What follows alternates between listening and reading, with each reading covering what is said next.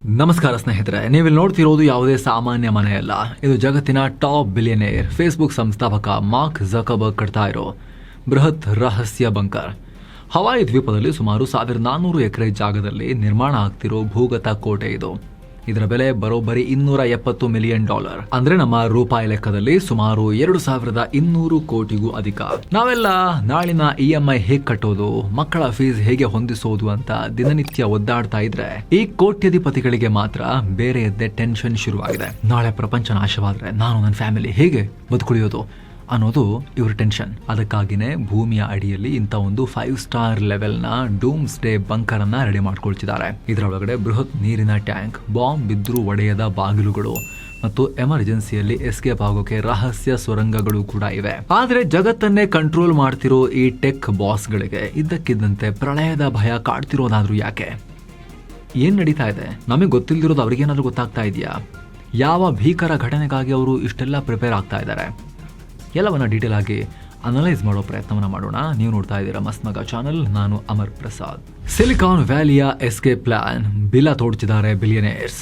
ಕೇವಲ Mark Zuckerberg ಒಬ್ಬರ story ಅಲ್ಲ, ಇಡೀ ಸಿಲಿಕಾನ್ ವ್ಯಾಲಿಯ ಟ್ರೆಂಡ್ ಇದು. ಮೊದಲೆಲ್ಲ ಬಿಲಿಯನೇರ್ಗಳು ಬಂಕರ್ ಕಟ್ತಿದ್ದಾರೆ ಅಂದ್ರೆ ಅದೊಂದು ಕಟ್ಟು ಕತೆ ಅಥವಾ ಕಾನ್ಸ್ಪಿರಸಿ ಥಿಯರಿ ತರ ಇರ್ತಾ ಇತ್ತು. ಆದ್ರೆ ಈಗ ಅದು ರಿಯಲ್ ಆಗಿ ನಮ್ಮ ಕಣ್ಣೆದುರೇ ನಡೆಯೋಕೆ ಶುರುವಾಗಿದೆ. ಮೈಕ್ರೋಸಾಫ್ಟ್ ಫೌಂಡರ್ ಬಿಲ್ ಗೇಟ್ಸ್ ಅಮೆರಿಕದಲ್ಲಿರೋ ತಮ್ಮ ಪ್ರತಿಯೊಂದು ಮನೆ ಕೆಳಗೂ ಕೂಡ ಬೃಹತ್ ಸೆಕ್ಯೂರಿಟಿ ಬಂಕರ್ ಕಟ್ಟಿಸಿದ್ದಾರೆ ಅಂತ ರಿಪೋರ್ಟ್ಸ್ ಹೇಳ್ತಾ ಇವೆ. ಇನ್ನು ಅಮೆಜಾನ್ ಫೌಂಡರ್ ಜೆಫ್ ಬೆಜೋಸ್ ಅಮೆರಿಕದ ಫ್ಲೋರಿಡಾದಲ್ಲಿರೋ ಬಿಲಿಯನೇರ್ ಬಂಕರ್ ಅಂತಲೇ ಫೇಮಸ್ ಆಗಿರೋ ಇಂಡಿಯನ್ ಕ್ರೀಕ್ ಐಲ್ಯಾಂಡ್ನಲ್ಲಿ ಸಾಲು ಮನೆಗಳನ್ನು ಖರೀದಿ ಮಾಡಿದ್ದಾರೆ. ಒರಾಕಲ್ ಫೌಂಡರ್ ಲ್ಯಾರಿ ಎಲಿಸನ್ ಮತ್ತೊಂದು ಲೆವೆಲ್ ಇವ್ರದ್ದು.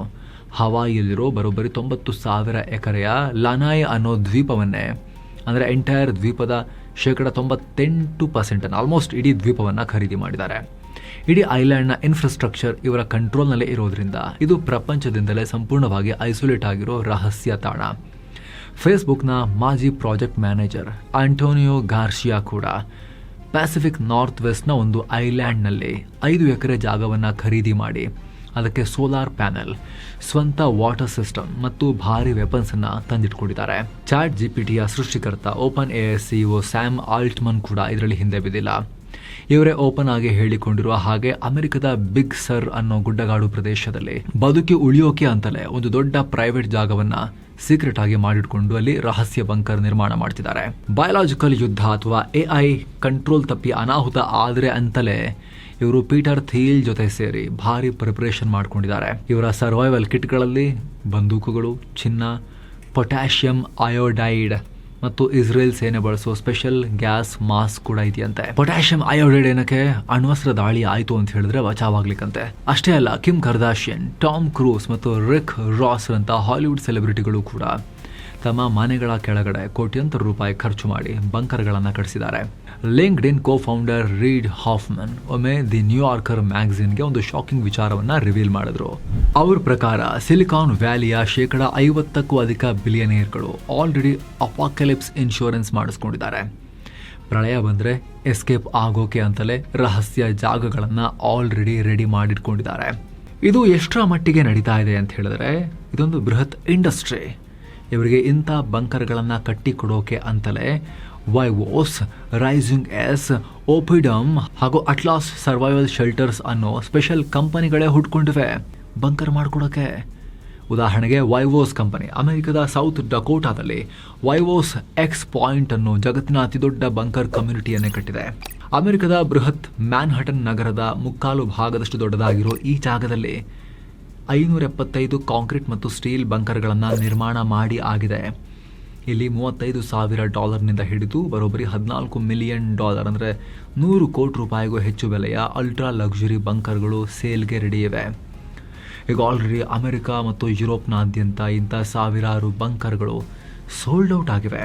ಇನ್ನು ಸ್ನೇಹಿತರ, ವರದಿಯಲ್ಲಿ ಮುಂದುವರಿಯುವ ಮುನ್ನ ಒಂದು ಸಣ್ಣ ಮನವಿ. ವಿಡಿಯೋ ಕೆಳಗಿರೋ ಜಾಯಿನ್ ಬಟನ್ ಮೂಲಕ ಆಸಕ್ತ ವೀಕ್ಷಕರು ಮಸ್ಮಗ ಚಾನಲ್ಗೆ ಮೆಂಬರ್ಸ್ ಆಗಿ ಸದಸ್ಯರಾಗಿ ಸೇರ್ಬೋದು. ಆಗ ಎಲ್ಲ ಮೆಂಬರ್ ಓನ್ಲಿ ವಿಡಿಯೋಸನ್ನು ನೋಡೋಕೆ ಶುರು ಮಾಡ್ಬೋದು. ಹಾಗೆ ಹಲವಾರು ವಿಡಿಯೋಗಳು ಪಬ್ಲಿಕ್ ಹೋಗೋಕ್ಕಿಂತ ಮುಂಚೆ ಮೆಂಬರ್ಸಿಗೆ ಸಿಗುತ್ತೆ, ಅರ್ಲಿ ಆಕ್ಸೆಸ್, ಅದನ್ನು ಕೂಡ ನೀವು ಪಡಿಬೋದು. ಪ್ರೀಮಿಯಂ ಮೆಂಬರ್ ಆಗ್ಬೋದು. ಆಸಕ್ತರು ದಯವಿಟ್ಟು ಜಾಯಿನ್ ಬಟನ್ ಚೆಕ್ ಮಾಡಿ. ಬನ್ನಿ ಕಂಟಿನ್ಯೂ ಮಾಡೋಣ. ನ್ಯೂಜಿಲೆಂಡ್ ಕೋಟ್ಯಧಿಪತಿಗಳ ಲೈಫ್ ಬೋಟ್. ಈ ಕೋಟ್ಯಧಿಪತಿಗಳ ಫೇವರೆಟ್ ಎಸ್ಕೇಪ್ ಡೆಸ್ಟಿನೇಷನ್ ಯಾವುದು ಗೊತ್ತಾ? ಅದು ನ್ಯೂಜಿಲೆಂಡ್. ಯಾವ ತಂಟೆ ಇಲ್ಲದೆ ಜಗತ್ತಿನ ಬುಡದಲ್ಲಿ ತನ್ನ ಪಾಡಿ ತಾನು ಎಲ್ಲರಿಂದ ಸಪರೇಟ್ ಆಗಿ ಒಂದು ತುಂಡಿನ ಥರ ಸೈಡಲ್ಲಿ ತೇಲ್ತಿರೋ ನ್ಯೂಜಿಲೆಂಡ್ ಇವ್ರ ಪಾಲಿನ ಲೈಫ್ ಬೋಟ್. ಯಾಕಂದರೆ ದಕ್ಷಿಣ ಪೆಸಿಫಿಕ್ ಸಾಗರದಲ್ಲಿರೋ ಒಂದು ಪ್ರತ್ಯೇಕ ದ್ವೀಪ ಆಸ್ಟ್ರೇಲಿಯಾದಿಂದಲೂ ಬರೋಬ್ಬರಿ 1600 ಕಿಲೋಮೀಟರ್ ದೂರದಲ್ಲಿದೆ. ಇದರ ಭೂಗಡಿಗೆ ಅಂಟಿಕೊಂಡಂತೆ ಬೇರೆ ಯಾವುದೇ ರಾಷ್ಟ್ರಗಳಿಲ್ಲ. ಹೀಗಾಗಿ ಪ್ರಪಂಚದ ಯಾವುದೇ ಮೂಲೆಯಲ್ಲಿ ದೊಡ್ಡ ಯುದ್ಧ ಶುರುವಾದರೂ ಕೂಡ ಅಥವಾ ವೈರಸ್ ದಾಳಿಯಾದರೂ ಕೂಡ ನ್ಯೂಜಿಲೆಂಡ್ಗೆ ಅದರ ಬಿಸಿ ಬೇಗ ತಟ್ಟಲ್ಲ ಅನ್ನೋ ಲೆಕ್ಕಾಚಾರ ಇವ್ರದೆಲ್ಲ. ಏನೋ ಪೇಪಾಲ್ ಕೋ-ಫೌಂಡರ್ ಪೀಟರ್ ಥೀಲ್ 2015 ನ್ಯೂಜಿಲೆಂಡ್ನಲ್ಲಿ $13.5 ಮಿಲಿಯನ್ ಕೊಟ್ಟು 477 ಎಕರೆ ಜಾಗವನ್ನು ಖರೀದಿ ಮಾಡಿದ್ರು. ಅಲ್ಲಿ ಒಂದು ಬೃಹತ್ ಬಂಕರ್ ಸ್ಟೈಲ್ ಲಾಡ್ಜ್ ಕಟ್ಟೋಕೆ ಪ್ಲಾನ್ ಮಾಡಿದ್ರು. ಆದರೆ ಪರಿಸರಕ್ಕೆ ಹಾನಿಯಾಗುತ್ತೆ ಅಂತ ಅಲ್ಲಿನ ಸ್ಥಳೀಯ ಕೌನ್ಸಿಲ್ ಬಂಕರೆಲ್ಲ ಮಾಡೋಕ್ಕೆ ಬಿಡಲ್ಲ ಅಂಥೇಳಿ ಅವಕಾಶ ಕೊಡಲಿಲ್ಲ. ಅಷ್ಟೇ ಅಲ್ಲ, ನ್ಯೂಜಿಲೆಂಡ್ನಲ್ಲಿ ವಾಸವೇ ಮಾಡದ ಪೀಟರ್ ಥೀಲ್ಗೆ ಅಲ್ಲಿನ ಸರ್ಕಾರ ರಾತ್ರೋರಾತ್ರಿ ಪೌರತ್ವ ಕೂಡ ಕೊಟ್ಟಿದ್ದು ಆಗ ಭಾರೀ ವಿವಾದಕ್ಕೆ ಕಾರಣವಾಗಿತ್ತು. ಅದರಲ್ಲೂ ಕೊರೋನಾ ಟೈಮ್ನಲ್ಲಿ ನ್ಯೂಜಿಲೆಂಡ್ ತನ್ನ ಬಾರ್ಡರ್ಗಳನ್ನು ಟೈಟ್ ಆಗಿ ಕ್ಲೋಸ್ ಮಾಡಿದ್ದಾಗ ಸಿಲಿಕಾನ್ ವ್ಯಾಲಿಯ ಅನೇಕ ಶ್ರೀಮಂತರು ಆ ಟೈಮ್ನಲ್ಲಿ ನ್ಯೂಜಿಲೆಂಡ್ಗೆ ಹೋಗಿ ಸೇಫ್ ಆಗಿ ಕೂತಿದ್ರು. ಬಂಕರ್ ಒಳಗೆ 5 ಸ್ಟಾರ್ ಸಾಮ್ರಾಜ್ಯ. ಇನ್ನು ಈ ಬಂಕರ್ ಒಳಗೆ ಏನಿರುತ್ತೆ ಅಂತ ನೋಡಿದ್ರೆ ನಿಜಕ್ಕೂ ಶಾಕ್ ಆಗ್ತೀರಾ. ಇವ್ರು ಕಟ್ತಿರೋದು ಯಾವುದೋ ಕತ್ತಲೆಯ ಗುಹೆಗಳಲ್ಲ, ಭೂಮಿಯ ಮೇಲಿರೋ 5 ಸ್ಟಾರ್ ಅರಮನೆಗಳಿಗಿಂತ ಲಕ್ಸುರಿಯಾದ ಜಾಗಗಳು. ಮೊದಲನೇದಾಗಿ ಇಲ್ಲಿ ಬ್ಲಾಸ್ಟ್ ಡೋರ್ಗಳಿರ್ತವೆ. ಇವು ಮಾಮೂಲಿ ಕಬ್ಬಿಣದ ಬಾಗಿಲುಗಳಲ್ಲ. ನ್ಯೂಕ್ಲಿಯರ್ ಸ್ಫೋಟ ಆದಾಗ ಅದರಿಂದ ಬರೋ ಭಾರಿ ಒತ್ತಡ, ಶಾಕ್ ವೇವ್ಸ್ ಮತ್ತು ಅವಶೇಷಗಳನ್ನ ತಡೆಯುವ ಸಾಮರ್ಥ್ಯ ಈ ಬಾಗಿಲುಗಳಿಗಿರುತ್ತೆ. ಒಳಗೆ ಉಸಿರಾಡೋಕೆ CBRN ಫಿಲ್ಟರ್ಗಳನ್ನು ಅಳವಡಿಸಿರ್ತಾರೆ. ಅಂದರೆ ಹೊರಗಡೆ ವಾತಾವರಣದಲ್ಲಿ ಯಾವುದೇ ಕೆಮಿಕಲ್, ವೈರಸ್ ಅಥವಾ ನ್ಯೂಕ್ಲಿಯರ್ ರೇಡಿಯೇಷನ್ ಇದ್ರೂ ಕೂಡ ಅದನ್ನು ಫಿಲ್ಟರ್ ಮಾಡಿ ಶುದ್ಧವಾದ ಗಾಳಿಯನ್ನು ಒಳಗೆ ಕಳಿಸುತ್ತೆ. ಇನ್ನು ಊಟಕ್ಕೆ ಹೈಡ್ರೋಫೋನಿಕ್ ಗಾರ್ಡನ್ಗಳಿರ್ತವೆ. ಅಂದರೆ ಮಣ್ಣಿನ ಅವಶ್ಯಕತೆಯೇ ಇಲ್ಲದೆ ಕೇವಲ ನೀರಿನಲ್ಲಿರೋ ಪೋಷಕಾಂಶಗಳನ್ನು ಬಳಸಿ ತಾಜಾ ತರಕಾರಿ ಮತ್ತು ಹಣ್ಣುಗಳನ್ನು ಬಂಕರ್ ಒಳಗಡೆನೆ ಬೆಳೆಯುವ ಟೆಕ್ನಾಲಜಿ ಇದು. ಇದಕ್ಕೆ ಬೆಸ್ಟ್ ಎಕ್ಸಾಂಪಲ್ ಜರ್ಮನಿಯ ವೈವೋಸ್ ಯುರೋಪಾ 1. ಇದು ಜಗತ್ತಿನ ಅತಿ ದೊಡ್ಡ ಪ್ರೈವೇಟ್ ಶೆಲ್ಟರ್. ಒಂದು ಬೆಟ್ಟದ ಕೆಳಗಡೆ 5 ಕಿಲೋಮೀಟರ್ ಉದ್ದದ ಸುರಂಗಗಳನ್ನು ಕೊರೆದು ಒಂದು ಬೃಹತ್ ಸಾಮ್ರಾಜ್ಯವನ್ನೇ ನಿರ್ಮಾಣ ಮಾಡಿದ್ದಾರೆ ಅಲ್ಲಿ. ಇದರಲ್ಲಿ ಒಂದು ಪ್ರೈವೇಟ್ ಅಪಾರ್ಟ್ಮೆಂಟ್ ಬೇಕು ಅಂದರೆ ಕನಿಷ್ಠ €2 ಮಿಲಿಯನ್ ಅಂದರೆ 18 ಕೋಟಿ ರೂಪಾಯಿ ಕೊಡಬೇಕು. ಅಮೆರಿಕದ ಕ್ಯಾನ್ಸಾಸ್ನಲ್ಲಿ ಸರ್ವೈವಲ್ ಕಾಂಡೋ ಅನ್ನೋ ಮತ್ತೊಂದು ಪ್ರಾಜೆಕ್ಟ್ ಇದೆ. ಇಲ್ಲಿ ಒಂದು ಫುಲ್ ಫ್ಲೋರ್ ಬೇಕು ಅಂದರೆ ಸುಮಾರು 25 ಕೋಟಿ ರೂಪಾಯಿ ಕೊಡಬೇಕು. ಇದರ ಒಳಗಡೆ 25 ಮೀಟರ್ ಉದ್ದದ swimming pool, high end movie theatre, rock climbing wall ಮತ್ತು ಆಚೆಗಿನ ಪ್ರಪಂಚವನ್ನು ತೋರಿಸೋ ನಕಲಿ ಕಿಟಕಿಗಳು ಕೂಡ ಇವೆ. ಅಂದರೆ ಪ್ರಳಯವಾದರೂ ಸರಿ ಇವರ ಲೈಫ್ ಸ್ಟೈಲ್ಗೆ ಮಾತ್ರ ಯಾವುದೇ ಪ್ರಾಬ್ಲಮ್ ಆಗಬಾರ್ದು. ದಿ ಇವೆಂಟ್ ಇವ್ರನ್ನ ಕಾಡ್ತಿರೋ ಭಯವಾದ್ರೂ ಏನು. ಈಗ ಮೇನ್ ವಿಚಾರಕ್ಕೆ ಬರೋಣ. ಜಗತ್ತಿನ ಭವಿಷ್ಯವನ್ನೇ ನಾವೇ ಬರಿತಾ ಇದ್ದೀವಿ ಅಂತ ಬೀಗುವ ಈ ಟೆಕ್ ಬಾಸ್ಗಳು ಅದೇ ಭವಿಷ್ಯವನ್ನು ನೋಡಿ ಹೆದರೋಕೆ ಕಾರಣವಾದ್ರೂ ಏನು. ಪ್ರಸಿದ್ಧ ಲೇಖಕ ಡಗ್ಲಾಸ್ ರಶ್ಕಾಫ್ ತಮ್ಮ ಪುಸ್ತಕದಲ್ಲಿ ದಿ ಇವೆಂಟ್ ಅಂತ ಕರೆದಿದ್ದಾರೆ ಇದನ್ನ. ಬಿಲಿಯನಿಯರ್ಗಳು ತಮ್ಮ ಭಾಷೆಯಲ್ಲಿ ಆ ಭೀಕರ ದಿನವನ್ನ ಪ್ರಳಯ, ಅಣುಯುದ್ಧ, ಸುನಾಮಿ ಈ ಥರ ಎಲ್ಲ ವರ್ಡ್ ಬಳಸಿ ಅವ್ರು ಕರೆಯಲ್ಲ. ಅವರು ದಿ ಇವೆಂಟ್ ಅಂತ ಅಷ್ಟೇ ಕೋಡ್ ವರ್ಡ್ನಲ್ಲಿ ಮಾತನಾಡ್ತಾರೆ. ಮುಖ್ಯವಾಗಿ 4 ವಿಚಾರಗಳಿಗೆ ಅವರು ಹೆದರ್ತಾ ಇದ್ದಾರೆ. ಮೊದಲನೇದು ನ್ಯೂಕ್ಲಿಯರ್ ಯುದ್ಧ.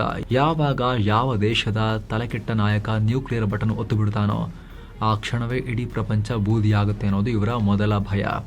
ಎರಡನೇದು ಕಂಟ್ರೋಲ್ ತಪ್ಪುವ ಆರ್ಟಿಫಿಷಿಯಲ್ ಇಂಟೆಲಿಜೆನ್ಸ್ ಅಂದರೆ AI. ತಾವೇ ಹುಟ್ಟು ಹಾಕಿರೋ ಈ ಟೆಕ್ನಾಲಜಿ ನಾಳೆ ಮನುಷ್ಯರನ್ನೇ ಮೀರಿಸಿ ಬೆಳೆದ್ರೆ ಅಥವಾ ಹಾಲಿವುಡ್ ಸಿನಿಮಾಗಳ ಥರ ಮನುಷ್ಯರ ಮೇಲೇನೆ ದಾಳಿ ಮಾಡಿದ್ರೆ ಅನ್ನೋ ಭಯಾನಕ ಲೆಕ್ಕಾಚಾರ, ಆತಂಕ ಇವ್ರದ್ದು. ಮೂರನೇದು ಭೀಕರ ಕ್ಲೈಮೇಟ್ ಚೇಂಜ್. ಗ್ಲೋಬಲ್ ವಾರ್ಮಿಂಗ್ನಿಂದಾಗಿ ಭೂಮಿಯ ಮೇಲ್ಮೈ ವಾಸ ಮಾಡೋಕೆ ನಾಲಾಯಕ್ ಆಗಿಬಿಟ್ರೆ ಎಲ್ಲಿಗೆ ಹೋಗೋಣ ಅನ್ನೋ ಲೆಕ್ಕಾಚಾರ. ಆದರೆ ಇದೆಲ್ಲಕ್ಕಿಂತ ಹೆಚ್ಚಾಗಿ ಇವ್ರನ್ನ ಒಳಗಿಂದೊಳಗೆ ತಿಂದು ಹಾಕ್ತಿರೋ ದೊಡ್ಡ ಭಯ ಅಂದರೆ ಸಾಮಾಜಿಕ ಕುಸಿತ ಅಥವಾ ಜನರ ದಂಗೆ. ಯಾವಾಗ ಜನರಿಗೆ ಊಟ ನೀರು ಸಿಗಲ್ವೋ, ಯಾವಾಗ ಆರ್ಥಿಕತೆ ಸಂಪೂರ್ಣ ಕುಸಿದು ಬೀಳುತ್ತೋ ಆಗ ಜನ ತಿರುಗಿ ಬೀಳ್ಬೋದು. ಇದೇ ಶ್ರೀಮಂತರ ವಿರುದ್ಧ. ಇದೇ ಶ್ರೀಮಂತರ ವಿರುದ್ಧ. ಇದನ್ನೇ ಅವರು ಫಿಯರ್ ಆಫ್ ಮಾಬ್ ಅಂತ ಕರೀತಾರೆ. ಇದಕ್ಕೆ ಸಂಬಂಧಪಟ್ಟಂತೆ ಲೇಖಕ ಡಗ್ಲಾಸ್ ರಶ್ಕಾಫ್ ಒಂದು ಶಾಕಿಂಗ್ ಸ್ಟೋರಿಯನ್ನು ಹಂಚಿಕೊಂಡಿದ್ದಾರೆ. ಒಮ್ಮೆ 5 ಟಾಪ್ ಟೆಕ್ ಬಿಲಿಯನಿಯರ್ಗಳು ಇವ್ರನ್ನ ಮೀಟಿಂಗ್ಗೆ ಕರೆದಿದ್ರಂತೆ. ಅಲ್ಲಿ ಅವರು ಟೆಕ್ನಾಲಜಿ ಬಗ್ಗೆ ಮಾತಾಡಲಿಲ್ಲ. ಬದಲಾಗಿ ಅಲಾಸ್ಕಾ ಸೇಫಾ, ನ್ಯೂಜಿಲೆಂಡ್ ಸೇಫಾ, ಅಂಡರ್ ಗ್ರೌಂಡ್ಗೆ ಹೋಗಬೇಕಾ ಅಂತ ಚರ್ಚೆ ಮಾಡಿದ್ರಂತೆ. ಅದರಲ್ಲಿ ಒಬ್ಬ ಅಂತೂ ಒಂದು ಭಯಾನಕ ಪ್ರಶ್ನೆಯನ್ನು ಕೇಳಿದ್ದಾರೆ. ಒಂದು ವೇಳೆ ಪ್ರಪಂಚ ನಾಶವಾಗಿ ನಮ್ಮ ದುಡ್ಡಿಗೆ ಬೆಲೆಯೇ ಇಲ್ಲವಾದಂತಾದಾಗ ನಮ್ಮನ್ನು ಕಾಯೋಕಿರೋ ಸೆಕ್ಯೂರಿಟಿ ಗಾರ್ಡ್ಸ್ ಮತ್ತು ಕಮಾಂಡೋಗಳನ್ನು ನಮ್ಮ ಕಂಟ್ರೋಲ್ನಲ್ಲಿ ಇಟ್ಕೊಳ್ಳೋದು ಹೇಗೆ, ದುಡ್ಡಿಗೆ ಬೆಲೆ ಇಲ್ಲ ಅಂದಮೇಲೆ ಅನ್ನೋ ಪ್ರಶ್ನೆಯನ್ನು ಕೇಳಿದ್ರಂತೆ.